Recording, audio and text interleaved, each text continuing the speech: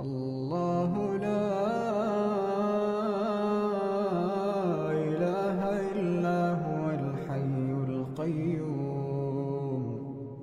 نزل عليك الكتاب بالحق مصدقا لما بين يديه وأنزل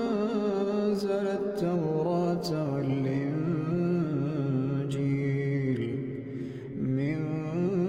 قبل هدى للناس وأنزل الفرقان